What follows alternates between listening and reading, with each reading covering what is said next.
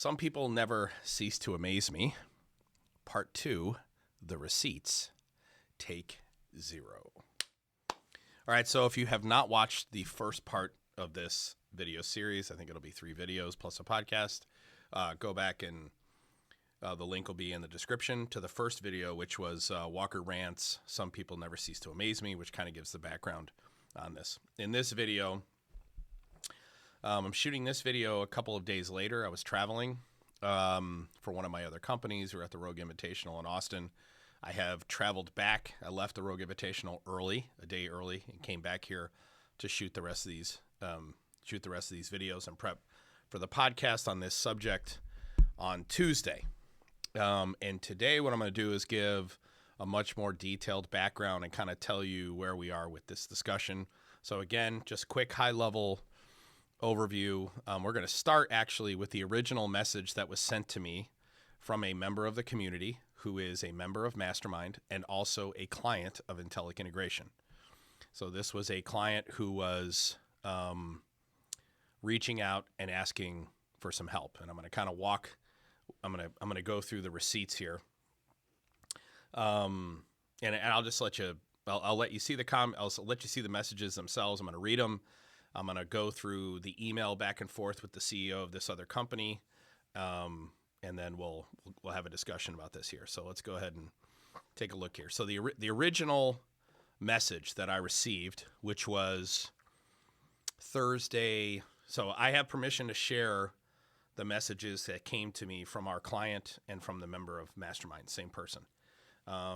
This person is an engineer and a decision maker in the food and beverage industry. So they work in food and bev.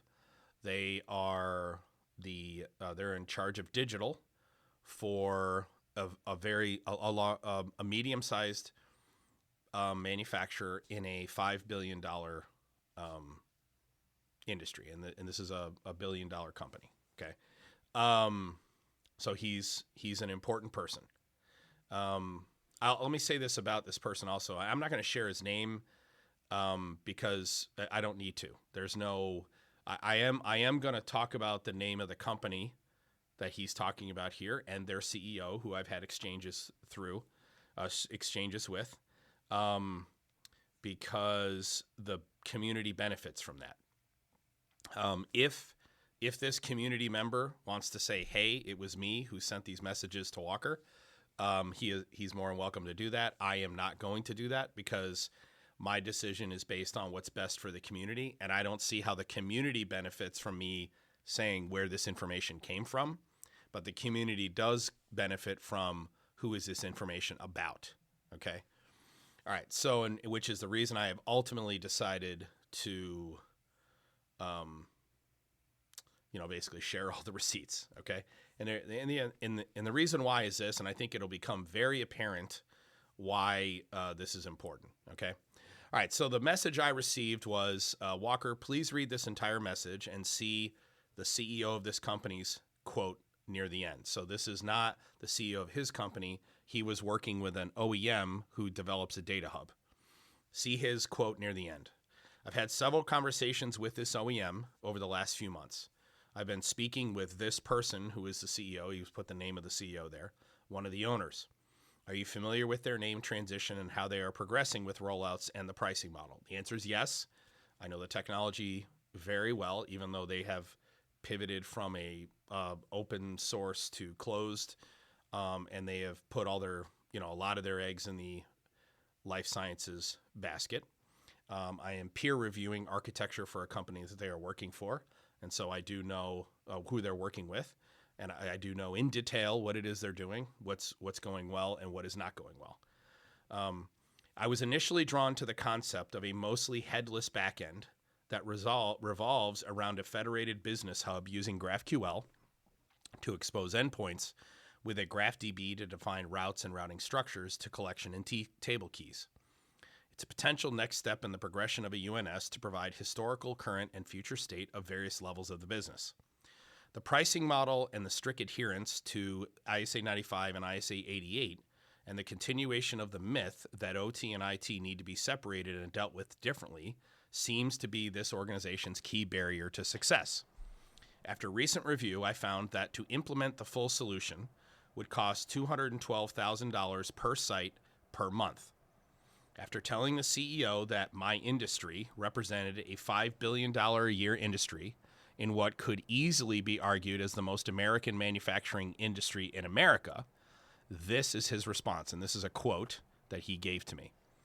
Given that budget, person, I'm not sure what we can do.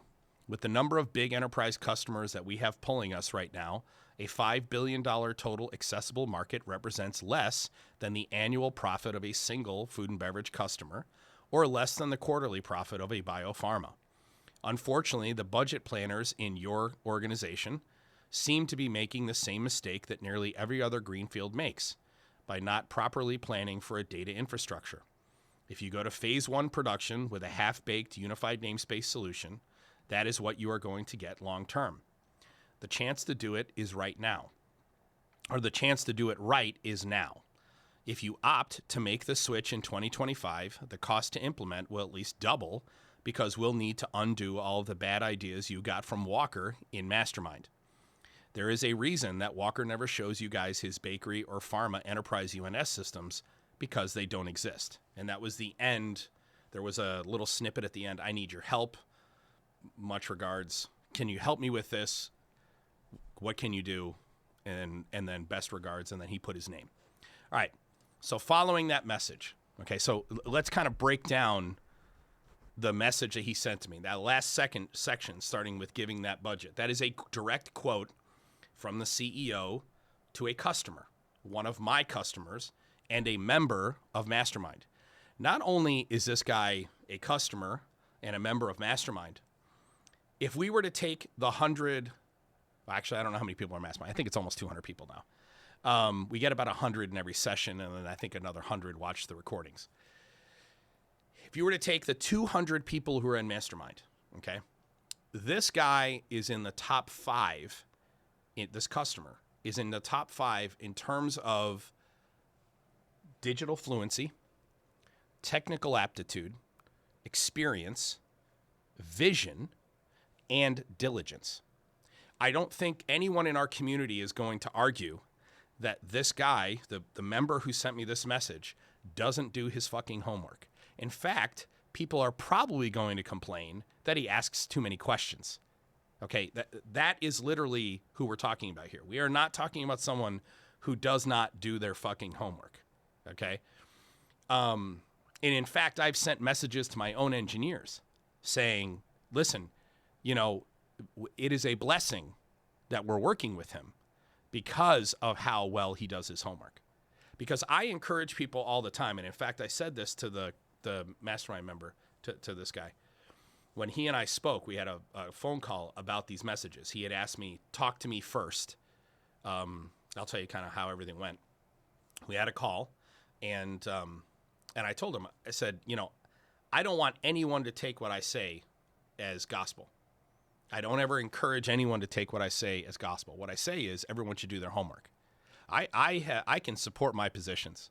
Okay, so I have no fear that someone's going to like kick the tires, look under the hood, do a deep dive. In fact, what I say is do your homework and you will come to the same conclusions I did. And I'll tell a little story. You know, an example of this. John Rinaldi, who owns Real-Time Automation, sits on the user group at OPC Foundation. I've told this story before. I don't know, maybe 5 years ago now. 4 or 5 years ago, John Rinaldi sent out a newsletter in December of, let's say, 2018. Okay, maybe it was 19 or whatever. I think it was 18. He sent out a newsletter in December of 2018 saying MQTT isn't ready for the big time. It's not, it doesn't, you know, he basically said, while it's interesting, pub sub, whatever, you can't use it for infrastructure and it can't compare to OPC UA. Okay. He wrote a big, long thing.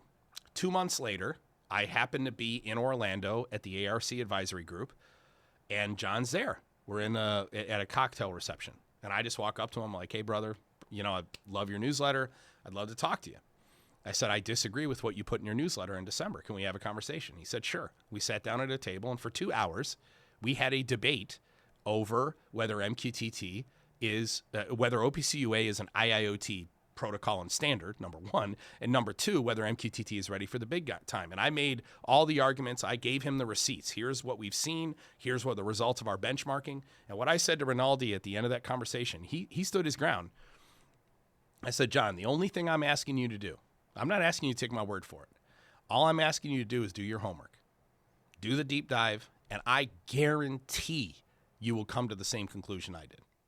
And 1 year later, John wrote a public mea culpa on LinkedIn saying, I was wrong. I was wrong. MQTT is ready for the big time. And not only did he say that, this is a guy who is a OPC proselytizer, OPC Foundation fan, okay? Member of the OPC Foundation and sitting on the OPC user group. He came on in our community and actually did a study session. And I actually think Arlen Nipper was on there from CirrusLink as well, and reiterated his mea culpa.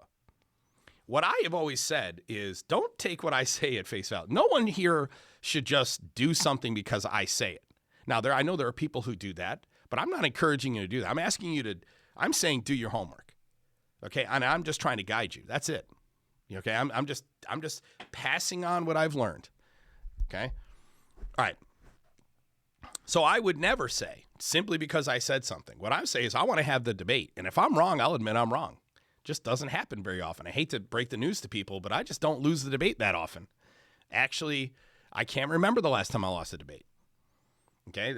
Whether it's Eric Barnstead, who I am not afraid of having a public debate with Eric Barnstead, or whether it's the CEO of this company, I know I'm going to win. Because I know they don't do their homework the way I do. And I know that, I know that they don't study the details the way I have. And most importantly, they don't do the application. They don't do the application. And this is where the CEO is wrong. He's not the smart guy in his company. There's another guy in that company who is way smarter than he is. And in fact, this company doesn't need this CEO. It needs the CTO. Doesn't need this guy. Okay? All right, so here's what happened. After that message came, I had the conversation with the mastermind member. Obviously, now, clearly what he's doing here, if we take this message, given that budget, I'm not sure what we can do with the number of big enterprise customers we have. Okay, let's read this and let's talk about what does he mean? How do we take this? Okay, given that budget, I'm not sure what we can do with the number of big enterprise customers that we have pulling us right now. A $4.8 billion total accessible market represents less than the annual profit of a single food and beverage customer, or less than the quarterly profit of a biopharma. Okay, so what is he saying there? Given your budget, I don't know what I can do with you, because I have bigger customers. Okay, now, first off, 90% of manufacturers are small manufacturers. This is the CEO of an OEM who's developing a data hub for Industry 4 that's hopefully going to serve digital supply chain. Otherwise, it's not Industry 4, okay? And then what he says to a mid-level, then this is a $5 billion industry and a $1 billion company. He's saying, I'm sorry, your budget doesn't represent a big enough piece of the pie. That's literally what he said. Those are his words, not my words. Then, what does he do with that? He parlays that into, unfortunately, the budget planners at your company seem to be making the same mistake that nearly every other greenfield makes by not properly planning for a data infrastructure. Well, that's not the mistake that they make. Properly planning for data infrastructure is the least of the greenfield's problem. The bigger problem is a lack of transformational leadership, a lack of a digital strategy, a lack of an architecture, and a lack of minimum technical requirements to give to their OEMs. It is not a budget for data infrastructure. But because what he cares about is getting as much money from that customer as he possibly can, he's making a case for a much larger budget. So then let's look at the numbers. These are the receipts. His words, not my words. Okay? So he says, if you go to phase 1 production with a half-baked UNS solution. So first off, what actually is that? What is a half-baked UNS solution? Like, what is the technical limitation of a half-baked UNS solution? Give me that example. Okay? That is what you are going to get long term. So the problem is a half-baked UNS. Is that what he's trying to say? The antecedent to long-term problems is a half-baked UNS. The chance to do it right is now. Okay? That's not true. Digital transformation is agile. There are certain things you got to get right now. You got to get your strategy right, you got to get your architecture, and you got to get your minimum technical requirements right. That's what matters first. That's the foundation. Okay? A unified namespace it grows. It changes. It is meant to be the current state of your business. So if an asset exists, it's in your namespace. If an asset doesn't exist, it's taken away, it's moved to a different work center, it's moved to a different production line, it moves. Okay? It's not hard. It's not hard-end. Okay? It is fluid because it is event-driven. Okay?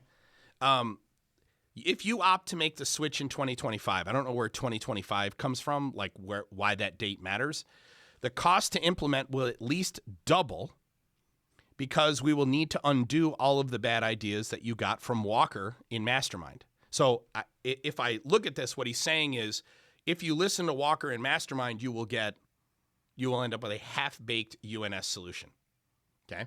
There is a reason that Walker never shows you guys his bakery or pharma enterprise UNS systems because they don't exist.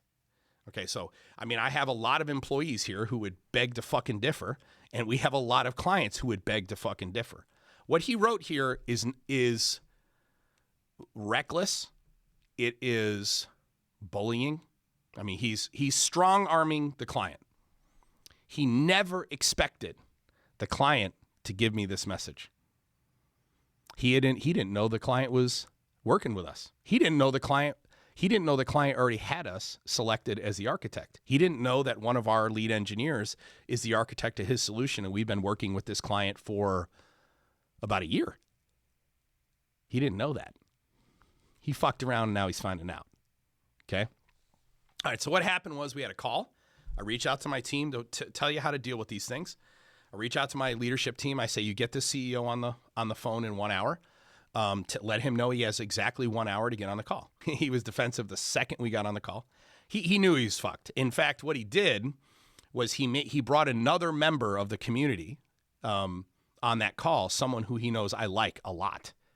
And he was hoping that guy would somehow be able to protect him. Okay? But at the end of the day, I'm just going to discuss the facts with him. So here's what happened. On the phone call, I said, I wasn't interested in an explanation. I read the messages. I know exactly what he was doing. What I said is, I want to have a public debate with you. Okay, there are some things I want to have a debate with you about. Okay, and I want you to come on the podcast. He tried to chime in. He got really angry, actually. He said something, I cut him off, and then he said, can you fucking let me finish? And I said, no, you asked the question, you may not. I'm here to give you your options. That was it. And then he hung up. This was the follow-up email I sent to him. But before I get to the follow-up email, I want to talk about this. He said, you're all theater. He said, Walker, you're all theater. And again, I'm assuming what he means is that, everything I do is histrionics, apparently. I'm not quite sure, but he used the term theater. Okay. And I'm assuming that theater means you're acting, you're fake, you're whatever. I mean, you're playing a part. I am not playing a part. I am a world-class solutions architect who has won multiple awards for my engineering and architecturing chops. One of the things I'm most famous for is writing a roaster program for one of the largest coffee chain in the world. Every single coffee bean that goes through a roasting program for that company goes through my program, their curve, my program. One of the biggest challenges was the integration between the control layer system for their roasters, which they called the black box roasters. It's literally their intellectual property. Why is it that their coffee is so good? It's because they have mastered the roasting curve. Okay, and then the speed at which they cryogenically freeze the coffee bean while the oil is on the outside of the bean coming out of the control system, and then the integration, the lot integration to the ERP system is it's their competitive advantage. Okay? Why is their coffee so good? Yours truly is the one who wrote. If you go to Seattle and you go into downtown Seattle and you walk into their flagship store, the one that has the control systems in it, yours truly is the one who built the front ends and all the controls for both the flagship store plus the roasters that they have in Georgia, Southern California, all over the United States. Any bean by this coffee company runs through my program. Their interfaces are mine. Their business intelligence integrations are mine. And that was done in 2012. Immediately following that, I took over the largest standalone SCADA system project in the world, the one I won my Firebrand Award for. Okay, the reason people listen to me. I don't know if that's theater, okay, but then right after that, I went to the electric car company. That was me working for another company, working for another integrator, but I was the one who was brought in with a controls guy from our company to fix the manufacturing execution system. Okay, so that's what I do. And then since then, I've built all these companies, and we have 240 something clients, all have UNS. And then what we did was we went in 2018, started teaching the industry how to do this shit. Okay, so I don't know if that's theater, then so be it. All right. So after he hung up, I jumped on at my email and I sent him this email. I said, Mr. CEO, so we are clear. You have two options. You either take back the statements or I go public with what you actually said, and then I will respond to what you said. You pick this fight by mentioning me directly. I have a responsibility to defend my companies, my architecture, and our community. If you want to have a public debate, I am delighted to do so. Character is who we are when no one is watching. Blessings to you, Walker. All right. So he came back with this message here. This was his apology. He said, Walker, this was not and never was intended to be a personal attack on you. Yes, I said this. We'll need to undo all of the bad ideas you got from Walker and Mastermind. There is one reason that Walker never shows you guys his bakery or pharma enterprise UNS systems, because they don't exist. I don't know what he mean. I don't know what else he could possibly mean from that. Okay. He said, you're correct. I should not have said Walker. That was unnecessary and probably petty. That was absolutely not my intent. Okay. So let's say it's not his intent. Then what was your intent? What if that isn't the intent? If to attack me personally wasn't the intent, then why did you? Okay? What I question is the scalability of the unified namespace UNS architecture at the enterprise level. That is and was my point to this customer, which is who I said this to. No, you didn't talk about scalability. He did not talk about scalability. That was not a technical objection. Like a technical objection would me saying to this CEO and his data hub, if you are strictly adhering to ISA 95 and ISA 88 in your architecture, which you are, okay, and you believe that the Purdue security model is here to stay and that OT-IT convergence is a myth, you are fucking wrong. Not only are you wrong, you are a fucking moron. Because Gartner just came out with a document that even Gartner pointed out that the Purdue security model is deprecated. Even Dennis Brandel, who was on the podcast earlier this week, who sits on those committees, talked about how ISA 95 started in the 90s, back when the only thing we had was Purdue. Okay? He acknowledged that these standards have to grow and change. So let me ask you this. If what you do is you build a data infrastructure based on a standard that is going to change because it is so old and deprecated, and all of these consultancy firms are coming out and saying, don't build your infrastructure based on Purdue, that is a technical objection where it is totally appropriate to me to say you are a fucking moron. And you are. Okay, you are unequipped, you're a terrible leader, and you are unequipped to make these decisions. Clearly, what you did was an ad hominem attack. You didn't attack a point or a fact. What you did was you attacked me. And then you said things that weren't true. The reason we don't show pharma or food and beverage publicly is because they don't exist. It is preposterous. By the way, Stata just presented at ISPE 2023 in Europe their unified namespace architecture, and we didn't even design it. Did I consult with Stata? Have a couple of meetings with them? Sure, but I didn't fucking design it. I didn't architect it. It's another organization in the European Union that did it. Are you suggesting that Stata made that up? Are you suggesting that the life sciences company that's based in Ireland and has their PMPD location here in the United States, who is literally it's enterprise UNS in PMPD and will deploy to operations, so the commercial side of the business, that just doesn't exist? Are you proposing that one of the life sciences companies that did the vaccine in 2020, that's actually when their UNS started, in April of 2020, this life sciences company based in Ireland, their digital, he's a PhD in data science. He was leading digital at that original life sciences company. He moved over to this other one and then hired us to do it for them too. Are you saying those things don't exist? That you are factually wrong. You're factually wrong. Okay. That was my point to this person, which is who I said this to. Second, the comment of being big enough is completely taken out of context. This is what I said. I don't know how you can take it out of context. What he's saying is, I don't know, with your budget, and I have these other big ones, I don't know what to tell you. I mean, that is the context. Okay, let's see how he fixes it. He says, given that budget, I'm not sure what we can do with the number of big enterprise customers we have pulling us. A 4.8 total accessible market represents less than the annual profit of a F&B customer or less than the quarterly profit of a biopharma. That's not the full context. He follows up with, to our customer, he follows up to and he says, unfortunately, the budget planners at your company, what he's saying is they're not committing enough money.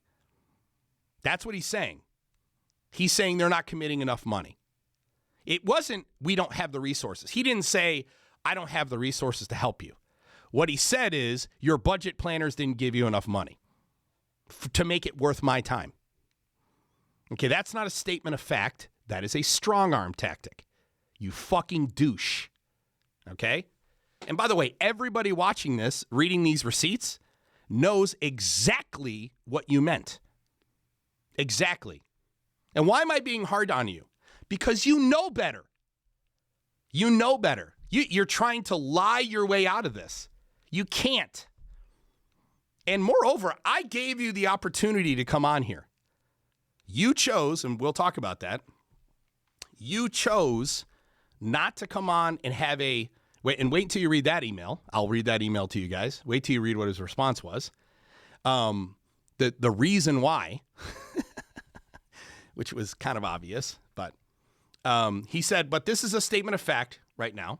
I have a limited resource pool. He never said anything about resources with which to engage customers. He didn't say that the problem is I can't help you. We're too small. He didn't say that. What he says is I got big customers and the people who did your budget plan, they're idiots. Okay? And I need to make those business decisions based upon the total addressable market. It has nothing to do with the revenue amount of any individual customer. How is that the case if what you said is the problem is your budget planner? Okay? I'd love to engage with these guys based on a personal like, but it's really tough to make that leap from a business perspective. I had absolutely no intent to attack you personally. Now, I'll say this. Does anyone who reads that email response believe he had no intent to attack me personally? Does anyone believe? Any reasonable person read that and go, you know what? Yeah, he didn't mean to attack you. Of course he did. So why send this message? So this is a person, I always say, don't ask a question you don't know the answer to. And when someone shows you who they are, believe them. This is a person showing you who they are. This is a person who is trying to lie their way out of a situation that got them into because they have poor values. That's what this is. His values are, I'm for sale to the highest bidder. Fuck you if you don't, fuck you. If you're not part of the 90% of manufacturers in the United States, fuck you. Okay, that's what he means. Now, let's put it in his words. I only have the resources to help large life sciences companies who have billions and billions and billions and billions of dollars per quarter, and I only have the resources to help large food and beverages. But I don't have the resources to help the people who supply them. Okay? Now, so then the question would be, well, then how are you helping? If digital supply chain is the goal, all those people who supply these customers you're working with, how are you working with them? How are you helping them? And the answer is you're not. You don't give a fuck because they don't have enough money. That's all I'm saying. And I think if that's what you believe, and I think if you're the person who responds to a personal attack like this, that you're a douche. That's what I believe. I believe that makes you a douche. Okay? I believe it makes you a person who lacks values. I believe it makes you a person, a leader, who doesn't care about U.S. manufacturing and the middle class. That's what I think it means. Okay? That's all I'm saying. But more importantly, I gave you the opportunity to come on here and defend yourself. So my reply was this, and we'll kind of take it home from here. I'm going to read this. I'm going to read some messages that my customer sent to me. Okay? I want to take this home. And then in the next video, we will read the rest of the email chain where I'm trying to get him, the CEO, to come on the podcast. And then you'll see what he has said. At the end of that video, I will tell you who this is. Okay, I'll tell you what the company is, and I'll tell you who this is. Let me say this. I want to be fair to this guy. I don't agree with his values, and I don't agree with what he said to this customer, and I don't believe what it is he says. I don't believe his apology, and I don't believe when he tried to recorrect that this is a resource issue. I don't believe any of that. Okay, I believe he's lying. I believe he knows that it makes him look terrible for how he treated this customer. And here's how you know that. Before he sent this apology, which I told him he needed to send me, he sent an email, I think, to one of my executive leaders saying, I did not give permission for you to record that Teams meeting we were just on. We didn't. But he was worried that something he said in private would be made public. Now, if you're the type of leader who believes that there is any message this day that's private, you are a fucking idiot. You should conduct yourself when you're sending every email and when you're saying every word that the entire world is hearing it. You should always operate under the assumption that what you are saying or writing is public. Everything. And if you don't, it makes you a moron. Okay? Now, what I'm doing right there, that's a statement of fact. That's not a personal attack. All right. So I said, hey, Mr. CEO, that's a start. Your apology is a start. I don't need to tell you that this isn't personal for me, and I honestly don't feel slighted. But I do have an issue with you mentioning by name without discussing whatever objections you have with me directly. Obviously, he didn't have any technical objections. His goal was to strong-arm the customer and get more money. That was his goal. His goal was to get him to stop listening to me. Okay, now he didn't do it on the merits. He just did it based on attack. So I told him I object to 4 things. Number 1, you clearly do not understand UNS at an advanced level, and yet you are speaking from authority without outlining your concerns with the scale. Number 2, you can call it what you will, but you are for sale to the highest bidder, and you are using your large clients as leverage to strong-arm smaller manufacturers to commit more capital than they have available. Based on his message above, that is a reasonable interpretation of what he said. Okay? In effect, you are intentionally pricing out 90% of all manufacturers and then throwing it in their faces. That's what he did in that message to our client.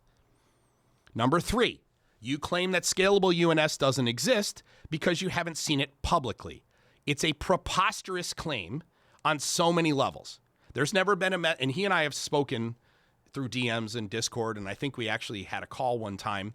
There were some problems where he got into it with some people in the Discord server, and there were some complaints, and I had to deal with it. But my initial reaction with the guy was he's abrupt. He's smart. He's abrupt. He's a jerk. That's not a crime. He's a jerk. And he knows how to pick which technical people to connect himself to, because his CTO is a brilliant guy, brilliant technologist. I think he's wrong on some architectural stuff, but he's still a brilliant dude. I mean, he connected himself to that guy. But he never sent me a message saying, "Hey, I don't understand this about UNS. And Walker, can you explain this or that?" Moreover, he's not in mentorship or mastermind. He made claims about mastermind that he doesn't know what's in mastermind. And then in a follow-up email, which we'll read in the next video, he said, what I was talking about that we would have to unteach from mastermind is that you teach to use scripting for business logic at the enterprise level in Ignition. Use scripting in Ignition to handle business intelligence or business logic at the enterprise level, which is not true. We do not fucking teach that. I would never recommend that you do enterprise class scripting, okay, in Ignition. Okay, in fact, for business intelligence, which requires data ops, all of our architectures have standalone data ops platforms. Okay, so we don't teach that. Moreover, we don't teach that in Mastermind. Mastermind is strategy, architecture, and leadership. Okay, so he was just fucking wrong. He just made it up, pulled it out of his ass. Okay? Number 4, you claim to have to unteach bad lessons that are taught in Mastermind, yet you have not participated in Mastermind, and you probably can't even articulate what Mastermind is. So I said I can defend my positions full stop. I do it publicly, and I give every single person that I call out a chance to come on our podcast and defend themselves and their positions. My allegiance is to American manufacturing, the middle class, my team, my partners, my family, and God. I didn't pick this fight, and neither did our community, our clients, our partners, nor my team. I accept your apology, but it isn't enough. You were reckless, and it calls into question your judgment. I'd like to extend an invitation to you to publicly debate all the points you raised in your messages. If you think I'm just theater and full of shit, that UNS doesn't scale, that food and beverage and pharma UNS examples do not exist, then this will be an easy debate for you. If you were talking out of your ass, then you are the one who will be exposed, and you'll learn a valuable lesson. Don't fuck around unless you're looking to find out. I'm traveling today. Talk to your team, walk back from the cliff, and accept the invitation or propose an alternative. I am happy to answer any questions or objections you have, but I cannot and will not accept this Bush League shit. Far too much is at stake for American manufacturers and our dwindling middle class. I'd like to get this on the schedule as soon, so a response by the end of the day would be appreciated. Blessings to you, Walker. Okay, and that's the last email I'm going to read in this video. I do want to read some follow-up messages that were sent to me by the customer. Okay, so that was after the first video that was posted. In the next video, we will go through the rest of the email chain, and then I'll tell you who it is. Okay. I currently have an open invitation. I have let this guy know. The rest of the email chain is us going back and forth over, originally it's just a semantic argument he's making. And then it's me basically saying, you need to come on the podcast and let's debate this. It'll be good for the community. Everyone benefits if you come on. And in that next exchange, you'll see how he handled that. Okay. But what I want to do is I want to read the messages that were sent to me. I want to read the messages that were sent to me by our customer after the first video came out. So the guy who was having this exchange with the CEO. Okay. And then I'll take it home. So he said, "Hey, Walker, I just finished watching the new YouTube video. It was well done and it addresses all of the main issues. Here are a few comments related to the video and this situation in general. The CEO contacted me via Discord to let me know that the pricing I listed in the message to you, Walker, is wrong. It is no longer $212,000 a month per site for full functionality. It is only $250,000 per year per site. Total cost of ownership of that software is so far outside of the range of normal, it's redonkulous. Now, $250,000 a year per site. Yeah. Is that outside of the range of redonkulous? No fucking question. Okay. But let's get into the rest of the message. He said, hell, $212,000 a month or $250,000 a year is no different to me since they are both equally ludicrous. It's the old argument that, someone will bet you $10 billion when they don't have $1 million because you're just as far away from 10 billion as you are from 1 million when you don't have either. Okay. I went back to their website to try and find the pricing, but it seems that they've pulled it down. I'm having a very hard time reconciling the CEO's mission and value statements from their website with the way he has approached me and the cost of the software, even if it's quote unquote only $250,000 per year. I have given this a lot more thought, and essentially he was saying these 4 things. This is our customer saying this to me about the CEO. 1, he is offering the only viable option for successful digital transformation in the manufacturing industry. Number 2, if I used any other solution, I was wasting my time. Number 3, you are not worthy. You, Mr. Customer, are not worthy. But out of the kindness of my heart and a fondness for your industry, I may give you a shot if you play exclusively by my rules and give me all your money. Number 4, you have to be willing to unlearn everything you thought you knew and listen to only me. Here are a few links starting the mission and values of their company for their reference. He sent them to me. And then he said, a quick thank you for your efforts. This is to me. He does a bullseye emoji and he says, Walker, a quick thank you for your efforts. 2 years ago, out of sheer frustration, I was ready to give up on my dreams.